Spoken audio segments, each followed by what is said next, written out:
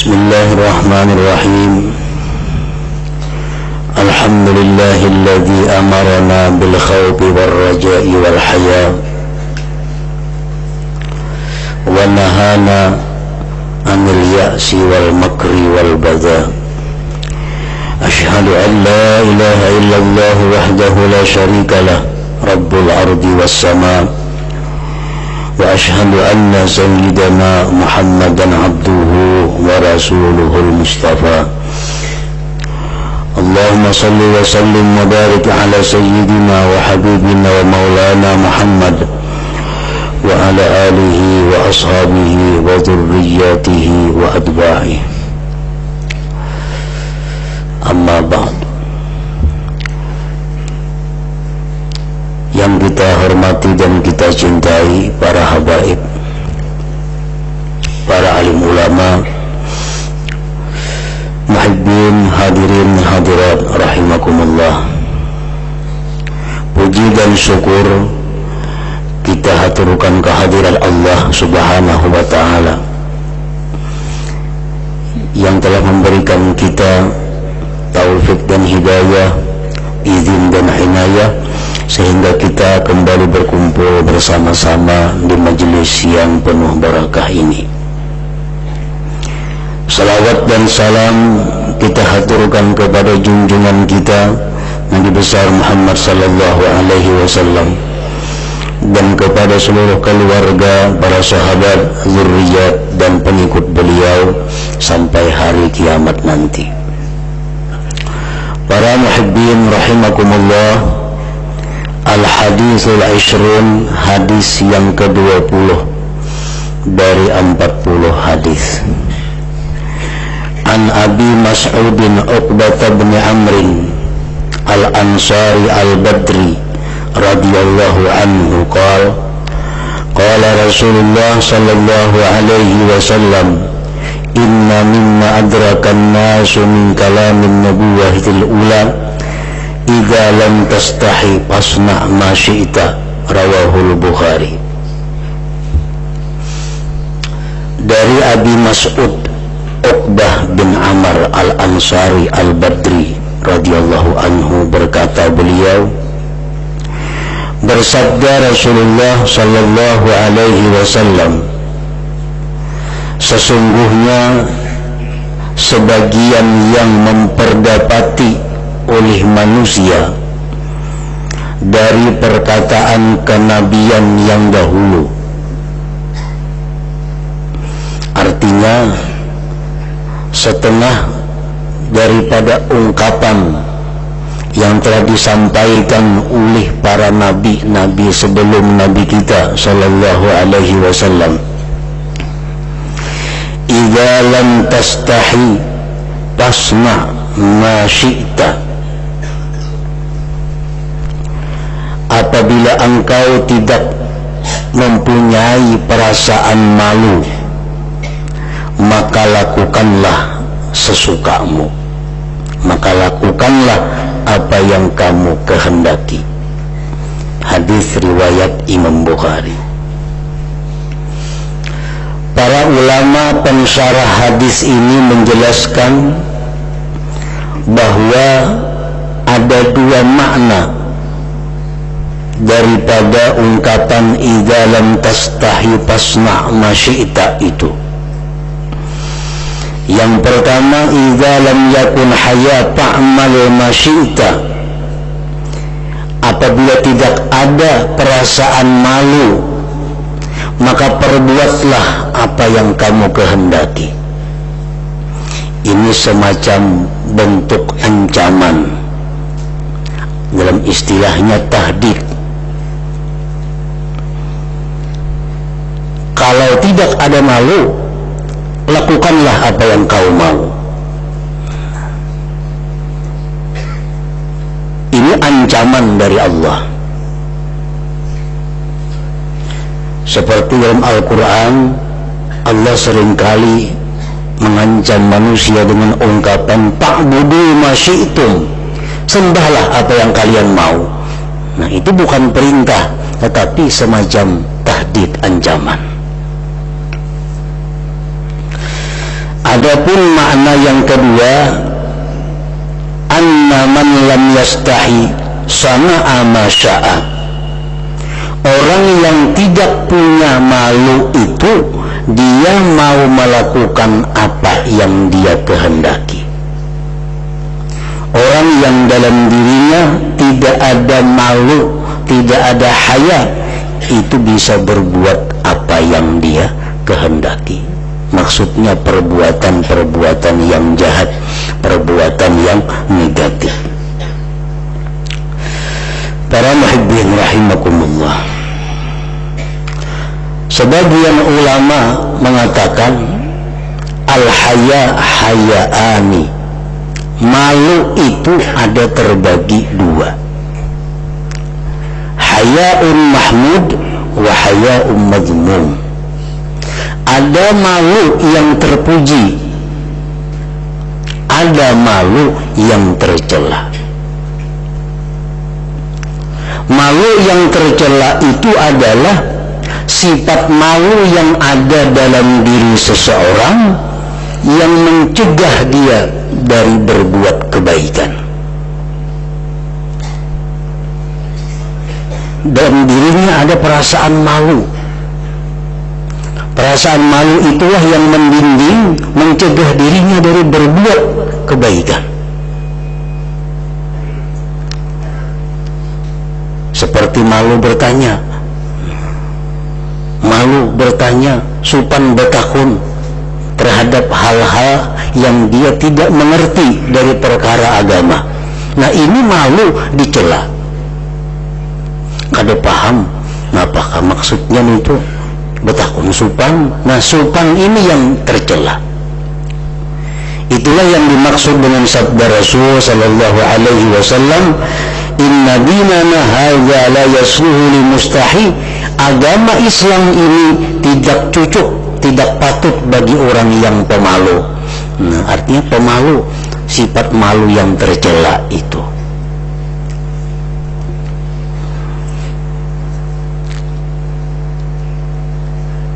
Dalam hal menghilangkan kebuduhan dalam diri kita, hendaknya kita buang jauh-jauh perasaan malu itu. Karena itu malu yang tercela, bukan malu yang terpuji.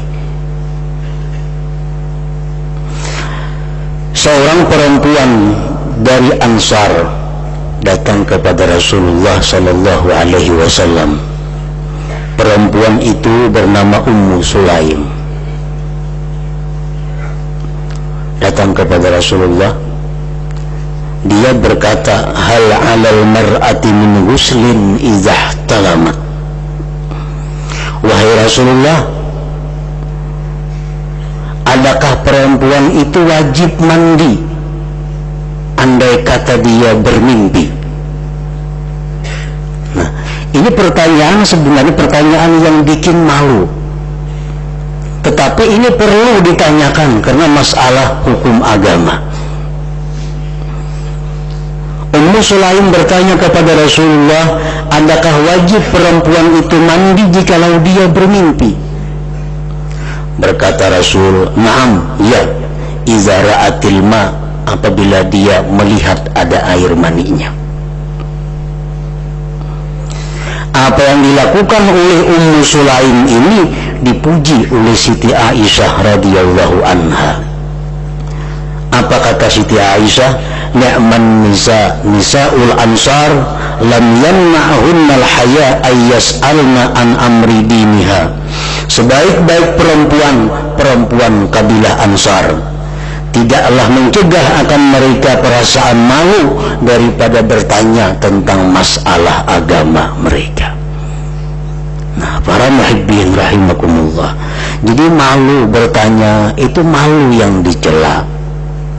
Malu amar ma'ruf nahi munkar itu adalah yang dicela. Malu turun ke tanah untuk sembahyang berjamaah di masjid, supan turun, itu malu yang dicela. Malu berkumpul dalam kebaikan, itu malu yang dicela. Nah, yang pertama adalah malu yang dicela tadi. Dan yang kedua, malu yang terpuji. Malu yang terpuji ini adalah khuluqun yab'asu ala tarkil kabih wa fi'alil malih, satu sifat, satu akhlak yang mendorong atas meninggalkan yang jahat dan memperbuat yang baik. Nah, ini malu yang terpuji. Dengan adanya malu yang terpuji ini dalam dirinya, dia malu berbuat kejahatan. Dia malu tidak berbuat kebaikan. Nah, ini malu yang dicela. Ini malu yang sangat tinggi kedudukannya di sisi Allah Subhanahu wa ta'ala. Bila kita merasa malu kepada Allah berbuat satu maksiat, kita malu kepada Allah berbuat hal-hal yang tidak wajar, maka menunjukkan ketinggian derajat iman kita di sisi Allah Subhanahu wa ta'ala. Rasulullah sallallahu alaihi wasallam bersabda, al-haya syu'batun minal iman. Malu itu cabang daripada iman. Malu yang mana? Malu yang terpuji. Malu yang mendorong kita berbuat baik, mencegah berbuat kejahatan. Itu cabang daripada keimanan seseorang.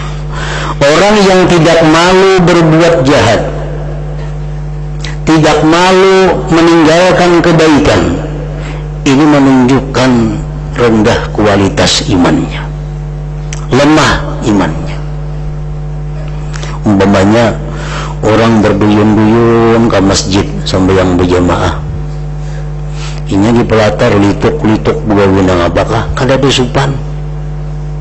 Ini orang ke masjidan berjurut seorang begawi kada supan. Nah, ini menunjukkan imannya sangat lemah orang ini. Mestinya ada malu. Orang azan sembayangan berjamaah, tutupan orang toko, ini kada sibuk berjualan. Mestinya malu. Bila tidak malu, nah ini orang kehilangan cabang imannya. Nah, ini malu yang terpuji. Dalam hal menepati janji, malu kalau kita tidak tepat janji. Apabila tuntung kena isok didatangi orang kada tuntung, malu supan. Nah, ini tanda orang yang beriman. Didatangi orang isok, datangi isoknya andal muha kada tahu-tahu, kayaknya nang datang nang supan. Nah, ampun barang nasupan terbalik. Nah, ini manusia tipis imannya. Berhutang seminggu ditagih kada supa-supan, nunggu kain aja. Nyari-nyari ke uang modelnya. Maka seorang nang berhutang, ditagih kain, nunggu kainannya pulang.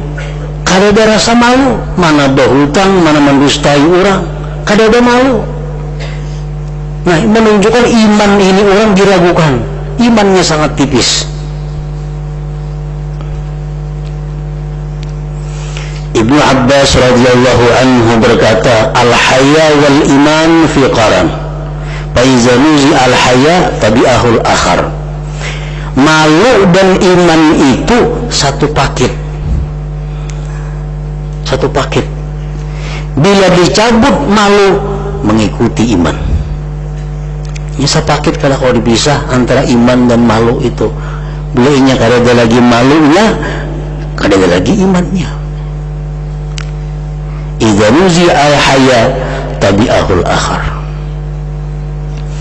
Nah, para muhibbin rahimakumullah, sifat malu berbuat kejahatan, malu meninggalkan perbuatan baik, itu merupakan satu sifat yang mestinya kita hidupkan di dalam diri kita.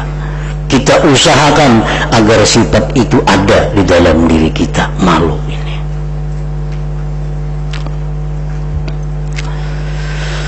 Kana sallallahu alaihi wasallam ashadda hayaan min al-bikri fi khidriha.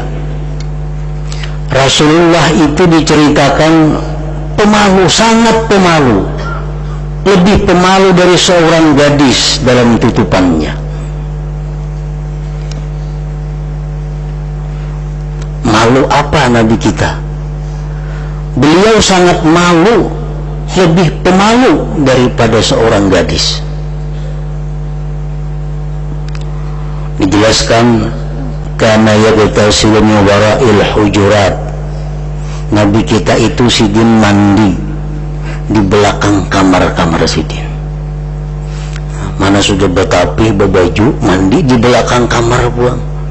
Malu kelihatan orang aurat.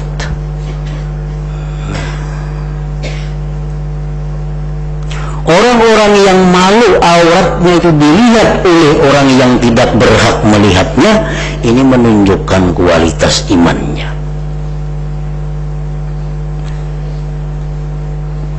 Salman Al-Farisi radhiyallahu anhu berkata, aku lebih suka dibunuh orang, kemudian aku hidup dibunuh lagi, hidup lagi dibunuh lagi, lebih suka itu ketimbang dilihat orang auratku. Itu bagaimana kita bayangkan kualitas malunya Salman Al-Farisi ini. Dalam tubuh kita ada aurat. Aurat itu bahasa kitanya aib. Ada paham aib, celah.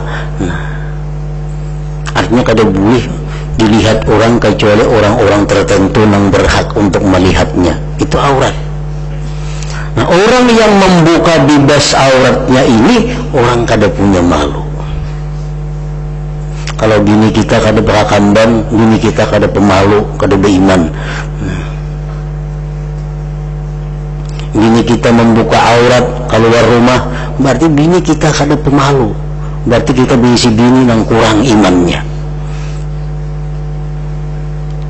karena ketiadaan malunya itu.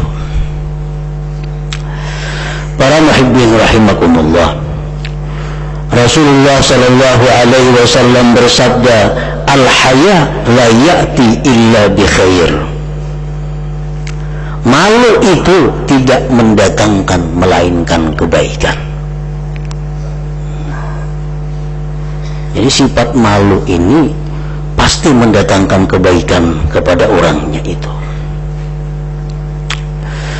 Rasulullah sallallahu alaihi wasallam bersabda lagi, istahyu minallah haqqal haya. Malulah kalian terhadap Allah sebenar-benar malu. Jadi malu itu sebenarnya adalah kepada Allah, bukan kepada manusia. Tetapi malu kepada manusia itu sebagai contoh alamat bahwa orang ini dengan manusia aja kada sopan, apalagi dengan Allah.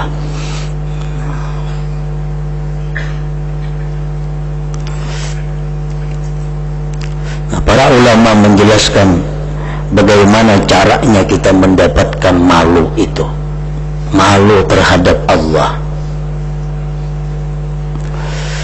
Wa yuktasabul haya minallah bima'rifati qurbihi min ibadihi wa ittila'ihi alaihim wa ilmi.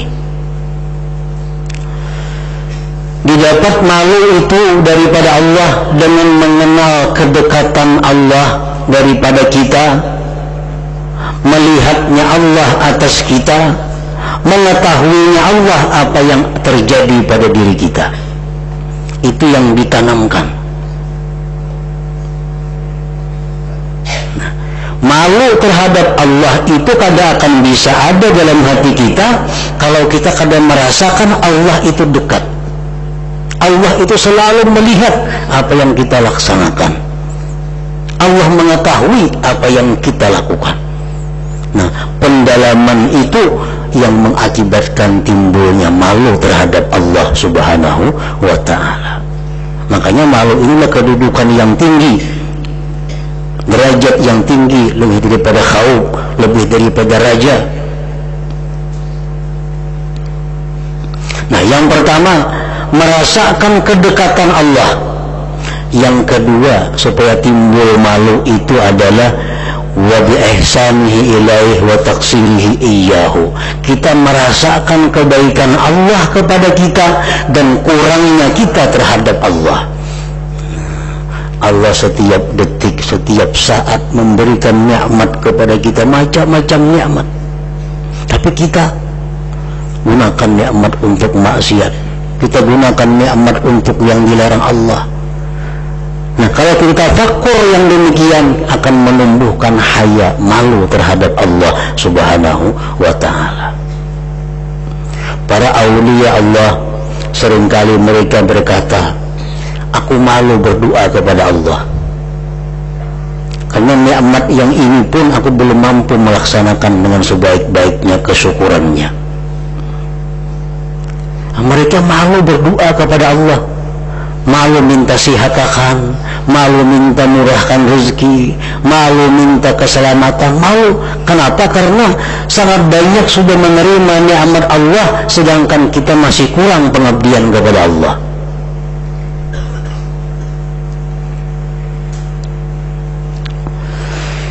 Nah, Imam Ibnu Hajar rahimahullah berkata, man istahya minan nas ayyarahu ya'ti biqabih da'ahu dhalik ila ayyakuna ashadda haya'an min rabbih wa khaliqihi azza wa jal. Barang siapa yang malu daripada manusia bahwa mereka melihat dia itu melakukan kejahatan, itu membawa kepada dia bersangatan malu terhadap Tuhannya.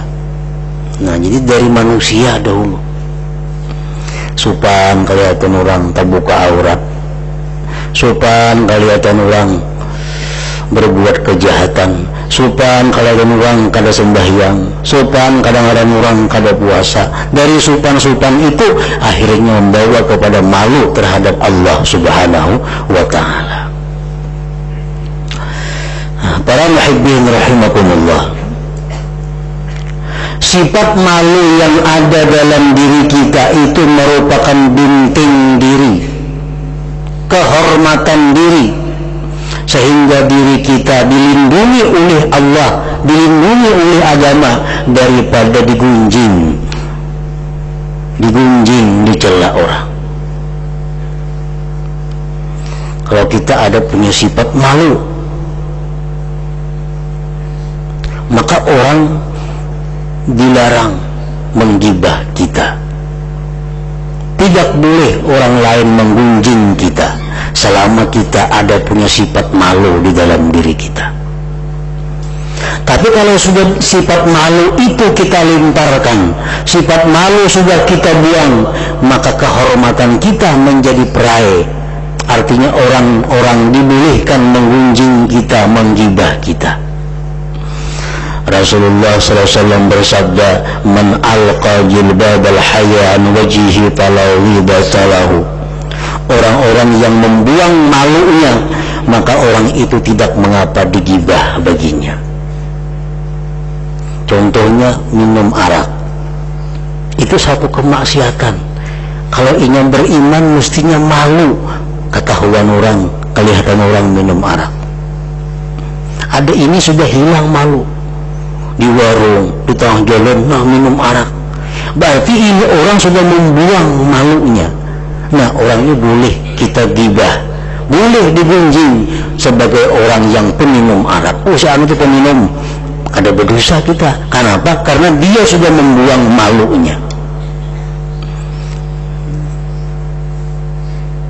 Perempuan-perempuan yang membuka aurat, kesana kemari membuka aurat, itu orang yang sudah membuang malunya, membuang imannya. Maka perempuan ini halal untuk digibah, bahwa itu perempuan yang tidak iffah, perempuan yang tidak bisa menjaga kehormatan dirinya. Nah, jadi sifat malu ini membintingi kehormatan kita. Al-Imam Al-Hasan Al-Basri berkata, salasatun maghibata lahum sahibul hawa wal fasiqul mu'lin bi fiski wal imamul jair. Ada 3 kelompok manusia yang tidak mengapa menggibah mereka. Satu, orang yang dikendalikan hidupnya oleh hawa nafsunya. Yang kedua, orang fasik yang menzahirkan dengan kefasikannya. Yang ketiga, pemimpin yang zalim, pejabat yang zalim. Gibah, ada apa-apa? Wah, itu korupsi, ada apa-apa? Kalau bujuran korupsi.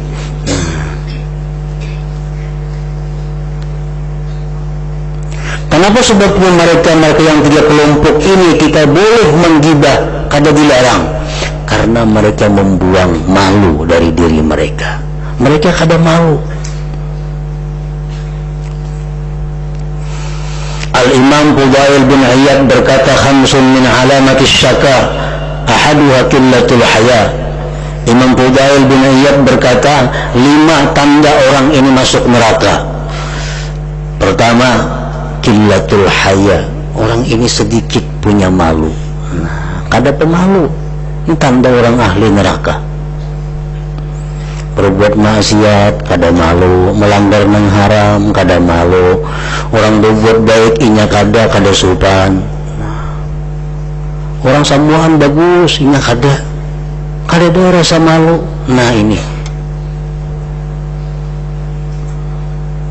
sesuai dengan yang disabdakan Rasulullah sallallahu alaihi wasallam, "Idza arada Allah bi 'abdin halakan naza'a minhul haya." Kata Rasulullah, bila Allah menghendaki seorang hamba itu binasa, celaka, pertama Allah cabut daripada orang itu sifat malu. Ini tanda-tanda orang yang dikehendaki Allah ahli neraka. Pertama, dicabut Tuhan dulu malu dalam dirinya. Nah ini kada supan lagi melakukan maksiat. Fa'idza naza'a minhul haya lam talqah illa makitan mumaqqata. Bila sudah Allah cabut daripadanya sifat malu, tidak kau jumpai itu orang melainkan dimurkai Allah. Ya sudah orang yang dimurkai Allah, orang yang kada punya rasa malu itu orang yang sudah dimurkai Allah. Fa'idza kana makitan mumaqqata naza'a minhul amanah. Bila orang itu sudah dimurkai Allah, Allah cabut amanah dalam dirinya. Nah orang ini kada kau lagi dipercaya, kada kau lagi diinjami, kada kau lagi dihutangi, kada kau lagi dititipi, kada kau lagi diangkat jadi pegawai, kada kau lagi. Karena Allah cabut amanah dalam dirinya. Dalam talqah illa khainan mukhawwana, tidak kau jumpai dia melainkan sebagai orang yang khianat. Fa idza kana khainan mukhawwana naza minhu rahmah. Bila orang itu sudah menjadi khianat, Allah cabut daripadanya sifat kasih sayang. Bila sudah mulai khianat, orang ini kada lagi sayang kepada sesama, bisa membunuh, bisa merampok, bisa menyakiti dan sebagainya. Fa'idza kana khainan mahuna naza'a minhu rahmah falam talqah illa fazzan ghaliza. Fa'idza kana fazzan ghaliza, bila orang itu sudah keras dan kasar, sifat rahmat dicabut Allah dari dirinya, orang ini kasar, Allah cabut daripada dia ribqatal iman min unuqih, tali iman dari lehernya. Faiza naza minhu ribqatal iman min unuqih, bila Allah cabut daripada dia tali iman dari lehernya, lam talqah illa syaitanan la'inan mula'anah, tidak kau jumpai dia melainkan seorang syaitan yang terkutuk. Nah jadi berasal dari malu. Dahulu kita malu kada sembahyang, malu kada sembahyang, wah ini kan apa pina kada sultan lagi. Nah ini tanda kebinasaan kita. Dahulu malu kada kalanggar, kada ke masjid, kada sembahyang berjamaah, wah ini kan apakah ampih supan asa biasa aja. Pertanda itu sifat malu mulai diangkat Allah, dan ujung-ujungnya akan jadi syaitan yang terkutuk. Ujung-ujungnya jadi syaitan yang terkutuk. Jadi sifat malu akan sedikit demi sedikit hilang daripada diri kita. Nah para muhibbin rahimakumullah, jadi sifat malu merupakan kedudukan yang tinggi di sisi Allah yang mesti kita usahakan agar selalu ada di dalam diri kita ini. Nah, selanjutnya hadis yang ke-21.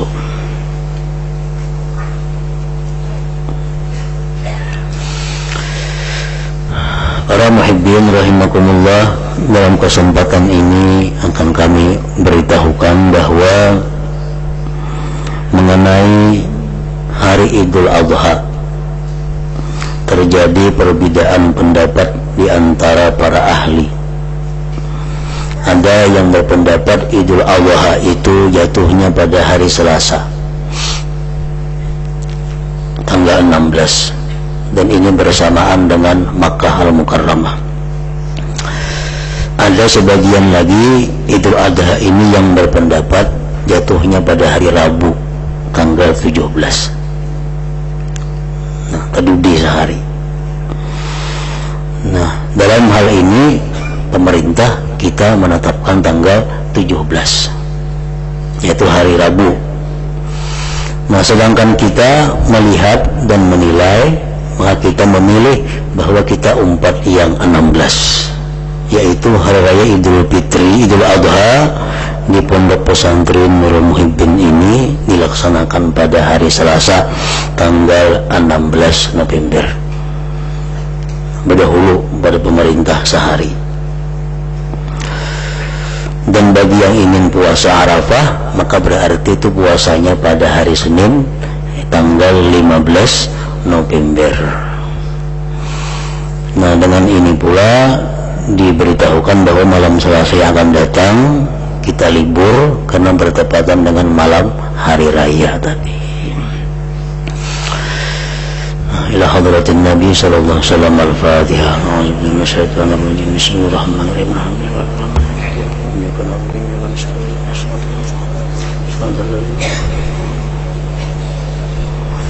أشهد أن لا إله إلا الله وحده لا شريك له وأشهد أن سيدنا محمدا عبده ورسوله لا إله إلا الله نستغفر الله لا إله إلا الله